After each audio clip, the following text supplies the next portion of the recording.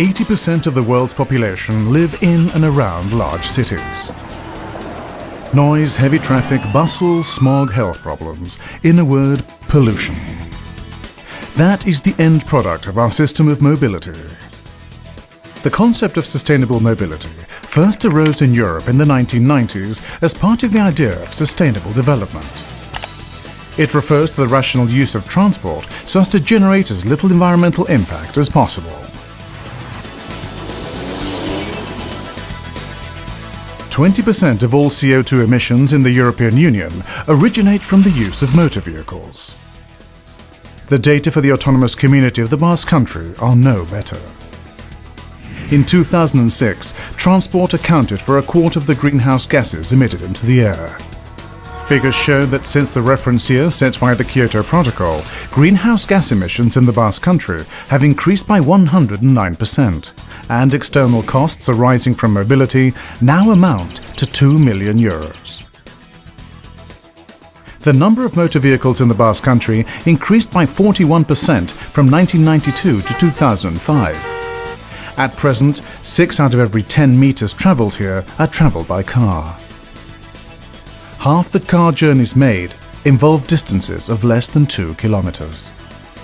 Is this the environment that we want to live in? How can we change things?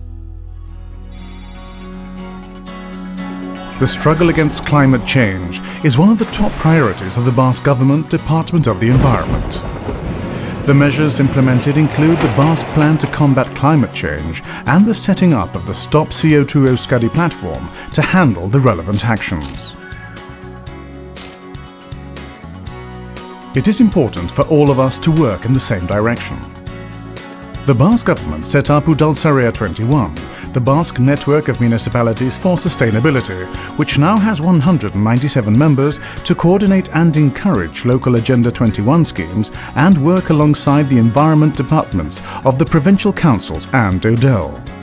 In the past 5 years, a significant number of municipal councils have begun to set up local Agenda 21 schemes, and 95% of the population of the Basque Autonomous Community now live in municipalities with their own schemes. In recent years, 600 ongoing measures and best practices were established in 113 municipalities and supra-municipal districts of the Basque Country to provide the population with effective, convenient, sustainable alternatives to private car use. Mobility management actions have been implemented in many municipalities. Sustainable mobility plans have been designed, monitoring committees have been established, and forums for public involvement have been set up. New infrastructures for cyclists have been built and existing infrastructures have been upgraded. The network of cycle paths has been extended, bicycle parking racks have been installed, and bike loan services have been set up. Pedestrianisation schemes have been set up to make it easier to move around on foot, and measures to improve accessibility have been taken, such as the installation of escalators at many points. Finally, actions are being taken to improve the way in which vehicles are used. Several municipalities have begun to use hybrid cars and buses that run on biodiesel. Others have restructured their car parking facilities, and public transport services are being upgraded in both urban and rural areas. In spite of all these schemes, if our current structures are to be corrected, it is essential for us to heighten awareness among the general public. Do we really always need the car?